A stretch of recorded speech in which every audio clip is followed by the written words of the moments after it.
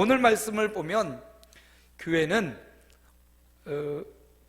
에베소 교회에 대한 이야기인데요, 성경에 나타난, 요한계시록에 나타난 7교회 중에 첫 번째 교회, 그 교회가 바로 에베소 교회입니다. 에베소 교회를 향한 하나님의 말씀이에요. 하나님이 에베소 교회에게 무엇을 요구하고 요청하고 계시는지, 이 말씀은 비단 2000년 전 에베소 교회 딱 한 교회를 향한 말씀 아닙니다. 오늘을 살아가는 우리에게도 동일하게 주시는 말씀, 그게 바로 에베소 교회를 향한 말씀이에요. 요한계시록의 2장부터 7교회, 소아시아에 있는 7교회에 주시는 말씀이 이어지는데, 각각 교회마다 예수님께서 야, 에베소 교회야, 너희는 이런 교회가 되었으면 좋겠어. 서머나 교회야, 너는 이런 교회면 더 좋겠다.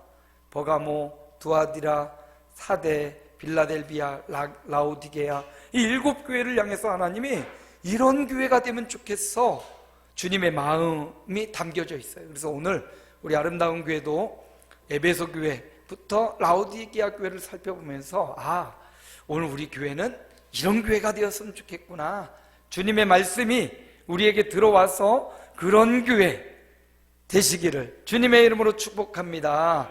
에베소 교회를 보니까 오늘 2장 1절 이하에 보면 에베소 교회 사자에게 편지하라 하면서 우리 주님이 오른손에 있는 7뼈를 붙잡고 있다.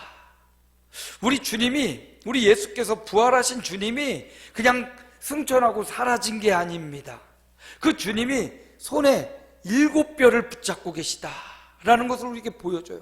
우리 주님의 손에 7뼈는 무엇인가 했더니 7교회의 목회자, 사자들을 의미한다, 이렇게 말하고 있어요.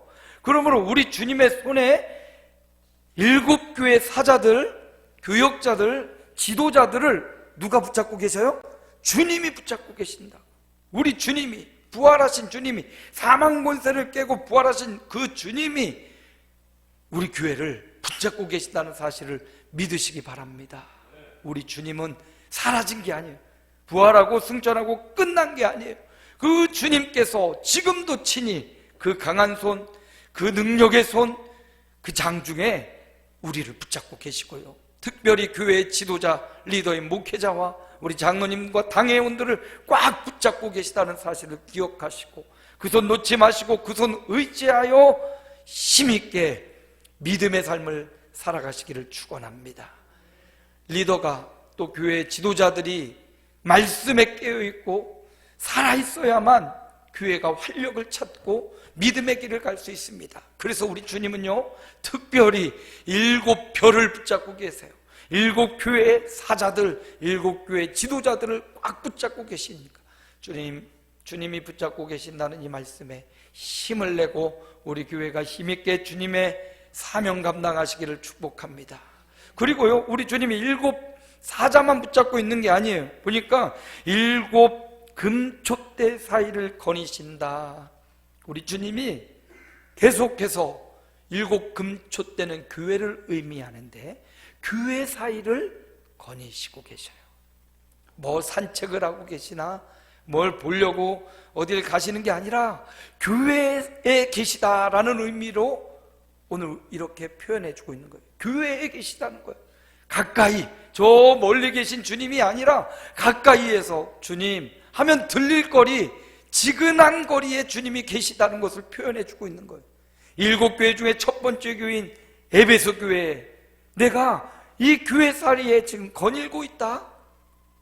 주님이 우리 주변에 이렇게 거닐고 있으면 우리가 필요한 게 있을 때, 부족함이 있을 때 주님 이것 좀 해결해 주세요. 주님 이것 좀 봐주세요.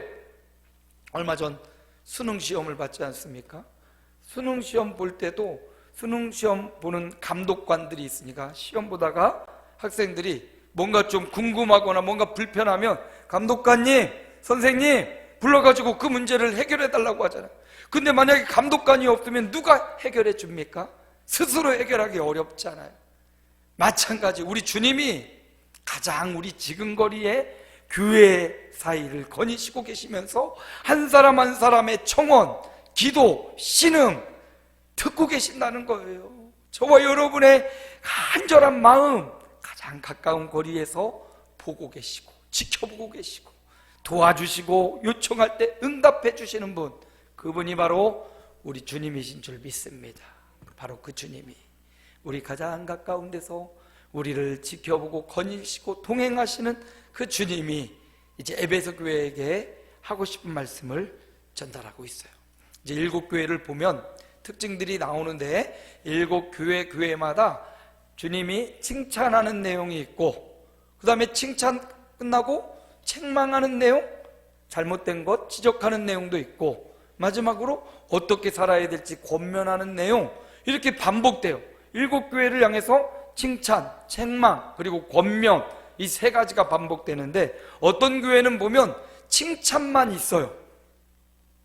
책망이 없는 교회가 있어요. 아마 그 중에서도 굉장히 건전한 교회 되겠죠. 어떤 교회는 칭찬은 없고 책망만 있어요. 너 이거 잘못했어. 아마 칭찬거리보다는 책망받을 일이 더 많은 교회도 있겠죠. 그래서 교회들을 살펴보면서 칭찬과 책망 혹은 책망 혹은 칭찬만 있는 교회들을 잘 살펴보면서 우리는 어떤 교회가 되어야 되는지, 칭찬받는 교회가 되시기를 축복합니다. 선생님께도 칭찬받으면 우리가 기분이 좋잖아요. 부모님에게도 칭찬받으면 그 인정받고 자란 아이는 또 다른 사람을 인정하며 살아간대요. 근데 인정받지 못하거나 칭찬받지 못하고 자란 사람은 칭찬받으려고 자기 인생을 버려가면서 남에게 보이기 위한 삶을 산다고 해요. 오늘 저와 여러분이 예수님께, 우리 주님께 칭찬받는 성도들 되시기 바랍니다. 자, 우리 에베소 교회에 칭찬거리가 참 많이 있어요. 2장 2절입니다. 우리 함께 읽어볼까요? 내가 내 행위와 수고와 내 인내를 알고 또 악한 자들을 용납하지 아니한 것과 자칭 사도라 하되 아닌 자들을 시험하여 그의 거짓된 것을 내가 드러낸 것과. 에베소 교회를 보면 칭찬거리가 굉장히 많습니다. 특별히 보면 내 행위가 또 내 수고가 내 인내가 내가 그것을 알다, 이렇게 말씀하셔요. 우리 주님이 아신대요. 그들의 선한 행위, 그들의 참고 견디는 인내, 악한 자들에 대해서는 단호하고 선한 행위는 장려하는 이런 에베소 교회의 특징을 우리에게 보여주고요. 또 거짓, 자칭 사도라 하되 아닌 자, 거짓 선지자들, 이단, 이런 미혹에는 빠져들지 않아요. 이단의 미혹과 유혹에 빠져들지 않고 단호하게 이단을 반대하고 몰아낼 수 있는 용기, 그리고 거짓된 것을 드러내고 시험할 수 있는 능력이 있어요. 이게 무슨 말일까 잘 살펴보면 에베소 교회는요, 분별력이 있었단 말이에요. 따라합니다. 분별력이 있었다.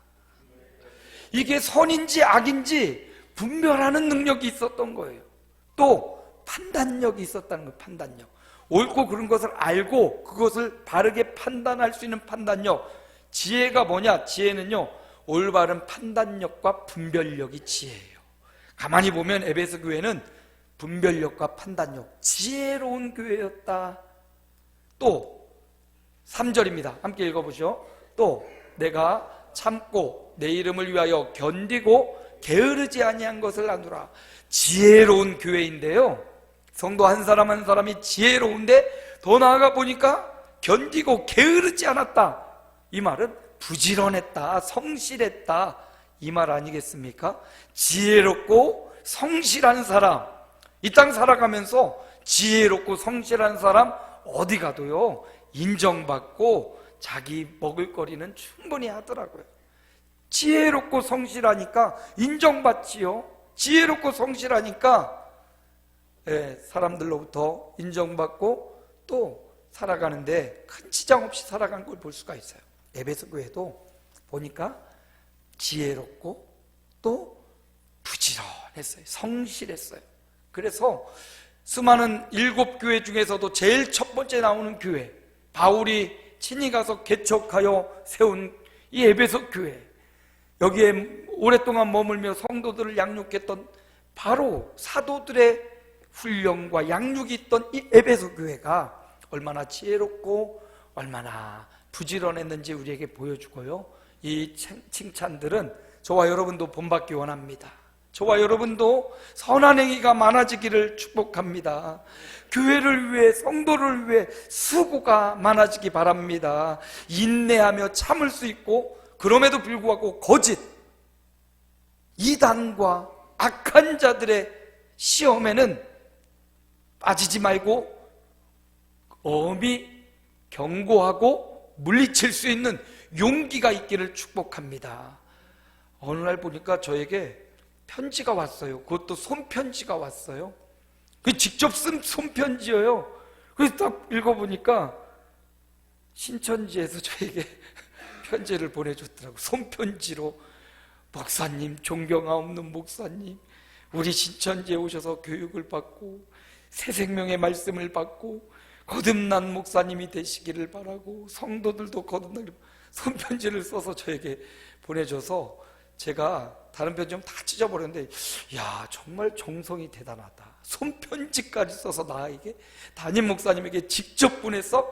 그래서 제가 당회실에다가, 목양실에 딱 걸어놨어요. 아, 이 사람들이 이 정도로 마음을 쓰고 있는데 우리가 방비하지 않으면, 잘못하면 훅 넘어갈 수 있겠구나. 우리 성도님들도 저에게 한 번도 편지를 써서 본 분은 안 계신 것 같은데 편지 좀 써주세요. 그럼 저도 답장을 해드릴 테니까. 이단의 세력으로부터 성도를 지켜내고 교회를 지켜낸 사람들이 바로 에베소 교회였어요. 저와 여러분도 이렇게 부지런하고 성실하고 또 주님 앞에 인정받는 주님의 종들 되시기 바랍니다.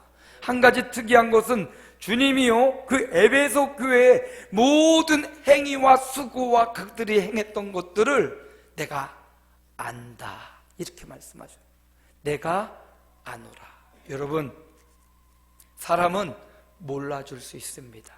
우리 정성과 수고 몰라줄 수 있어요. 목사도 우리 교우들의 모든 정성과 그들의 힘있게 수고하는 헌신을 다 알아주고 싶은데 때로는 못 알아줄 수 있어요. 모를 때도 있고요.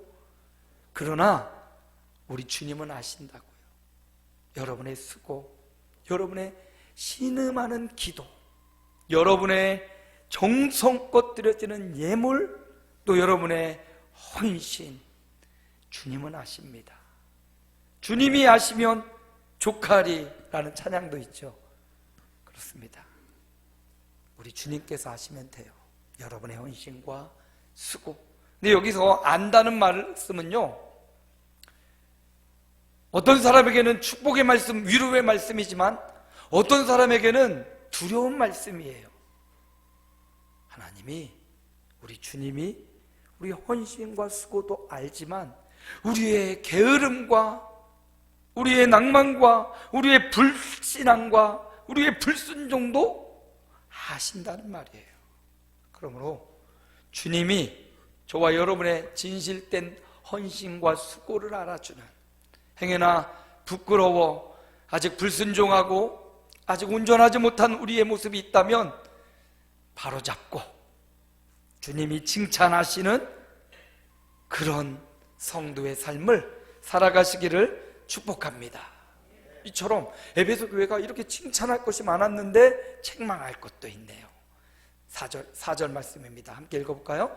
그러나 너를 책망할 것이 있나니 너는 처음 사랑을 버렸느니라. 아, 에베소 교회가 지혜롭고 에베소 교회가 굉장히 부지런하고 성실하지만 그런데 보니까 사랑이 없어. 사랑이, 여기 사랑은요, 뭐 남녀간의 사랑 이런 사랑이 아니라 여기 처음 사랑은 주님을 향한 사랑이거든요. 그들이 행하는 모든 지혜가 주님을 사랑함으로 행해야 되고, 주님을 사랑하는 그 사랑으로 인하여 선한 행위, 부지런, 성실함이 있어야 되는데 가장 중요한 사랑을 버렸어요. 톨스토이, 러시아의 대문호 톨스토이는 이런 책을 썼어요. 사람은 무엇으로 사는가? 단편소설, 아주 짧은데 아주 의미 있는 내용이 그 안에 들어있어요. 사람은 무엇으로 사는가? 한 천사가 사람이 도대체 어떻게 무엇으로 사는지 궁금했어요. 하나님이, 신이 그 천사를 그럼 네가 인간이 되어봐라. 인간이 되어서 사람이 무엇으로 사는지 알기 전에는 넌 다시 천사로 살아나지 못할 것이다 하고 그 천사가 이 땅에 온 거예요. 사람이 도대체 무엇으로 사는지 알고 싶어서 이 땅에 와가지고 추운 겨울날 옷도 입지 않은 채로 벌벌 떨고 이렇게 이제 사람이 되어서 있는 거예요. 거길 지나가는 한 사람이 벌거벗고 추워서 벌벌 떨고 있는 걸 보고 아휴 나도 힘든데 뭐 그냥 지나가다가 계속 신경이 쓰이는 거예요. 아유 저 사람 저렇게 두면 동사되어 죽을 텐데 그런 마음 들잖아요. 우리도 지나가다가 어려운 일을 당한 사람이 있으면 처음에는 아우 나도 바빠 분주해 그냥 가려다가 아우 그래도 내가 안 도와주면 어떻게 될지도 모르지. 예? 어제 새벽에 우리 김명희 권사님이 어디 가는데 한 사람이 이렇게 막 다리가 꺾여갖고 막 이렇게 넘어져 있더라는 거예요. 그래서 아유 나도 바쁜데 가려다가 가만히 그냥 두고 가면 아무도 사람도 없고 저 사람 잘못하면 죽겠구나 해서 물어보고 일으켜주려고 하고 안 일으켜지니까 119 전화를 걸어가지고 119에서 와가지고 이렇게 처치를 사후 처리를 했다고 해요. 사람이라면 누군가 처한 안타까운 상황을 보고 그냥 지나치지만 그러다가도 마음의 양심에 걸려서 다시 돌아보게 되는 게 이게 사람이에요. 아, 여기서 그 천사가 느낀 거죠. 사람은 도대체 뭘로 사는 거지? 그 사람에게 있는 긍휼함, 그 긍휼함을 조금 더 확대해 보면 사랑. 사람은 자기가 바쁘고 분주하고 먹고 살기도 힘들지만 이 긍휼이 여기는 사랑, 이 사랑이 있기 때문에 이 사랑으로 사람이 살아가는 거구나. 그래서 사람은 혼자 저 산꼭대기 혼자 사는 게 아니라 사람은 더불어서 서로의 부족함, 서로의 연약함, 서로의 옷을 벗었다면 그 옷을 입혀주고 배고프다면 빵을 주어서 그걸 먹게 하고 이렇게 더불어서 내가 손해보고 내가 없어지는 것 같은데도 이렇게 더불어 살아가는 그 안에 사랑이 있구나. 그걸 발견해요. 여러분 톨스토이도 기독교인이죠. 조금 우리와는 다른 교회지만 그래도 그도 신을 섬기는 하나님을 섬기는 사람이에요. 사람이 무엇으로 사는가? 돈으로 살고 명예로 살고 건강으로 사는 것 같지만 사랑이 없으면 허전하고 사랑이라는 게 없으면 마음이 공허해져요. 사랑으로 사는 거예요. 그런데 보니까 오늘 에베소 교회는 이 중요한 사랑, 특별히 이 사랑은요 예수님을 만나고 하나님을 만난 신적인 사랑을 의미하는 거예요. 그리고 나서 성도들, 교우들 간의 사랑을 말하는데 에베소 교회가 바로 이 사랑, 처음 사랑을 잃어버린 거예요. 성경은 이렇게 이야기합니다. 고린도전서 13장 13절이죠. 함께 읽어볼까요?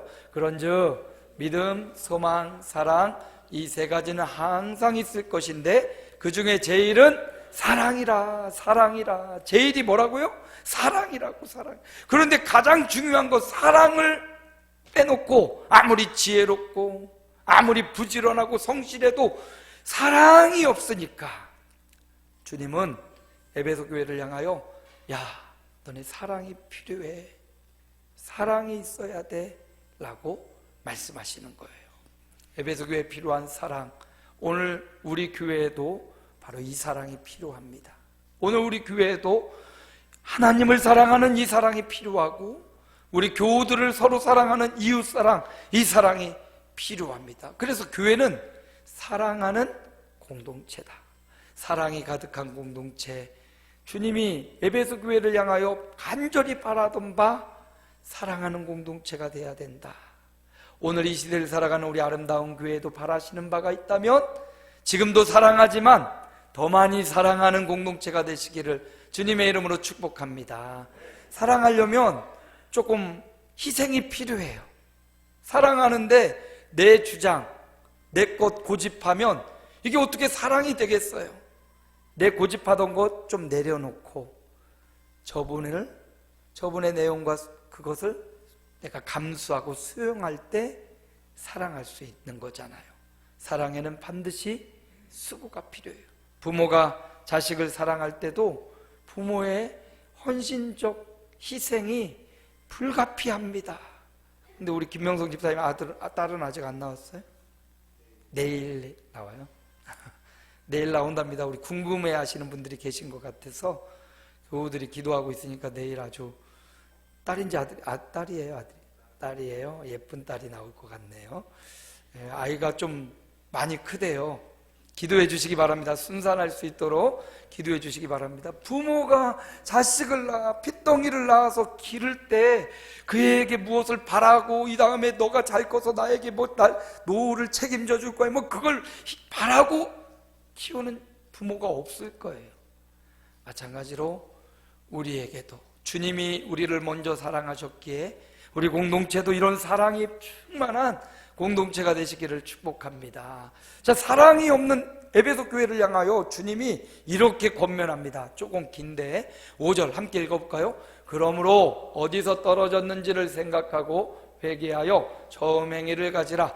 만일 그리하지 아니하고 회개하지 아니하면 내가 내게 가서 내 촛대를 그 자리에서 옮기리라.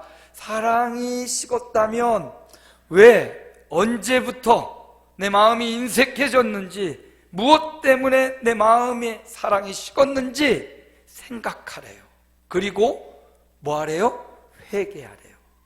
식어진 사랑에도 다시 데필 수 있는 길이 있어요. 냉랭한 우리 마음도 다시 훈훈하게 일으킬 수 있는 방법이 있어요.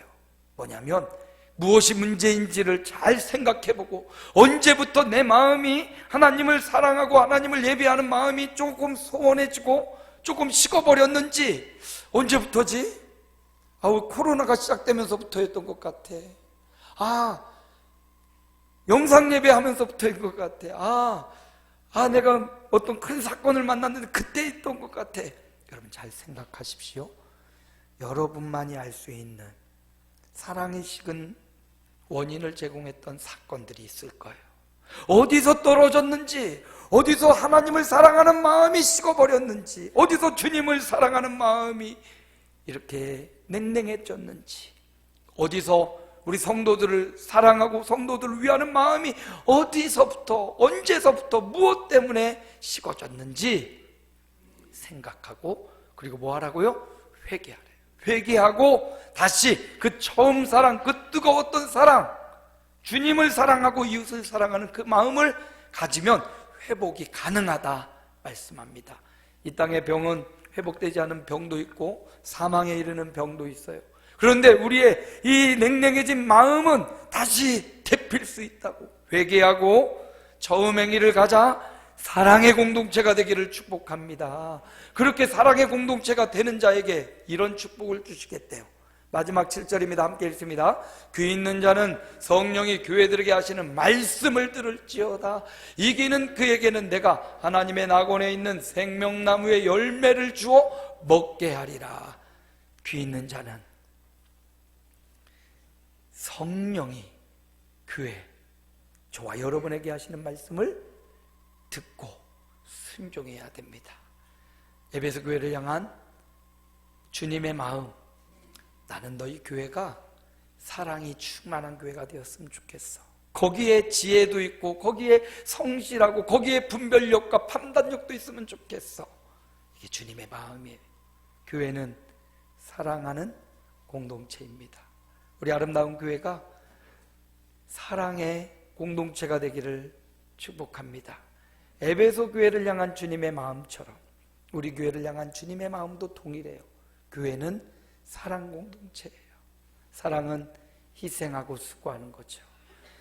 주님께 칭찬받는 사랑 공동체 에베소 교회가 돼야 될 방향이고, 서로 사랑하는 사랑의 공동체 에베소 교회가 됐고, 하나님의 말씀, 성령이 교회들에게 하시는 그 말씀에 순종하는 사랑 공동체가 에베소 교회가 되어야 됐다면 우리 아름다운 교회도 이런 사랑 공동체, 주님께 칭찬받고 서로를 사랑하고 말씀에 순종하는 사랑 공동체로 이어가시기를 주님의 이름으로 축원합니다.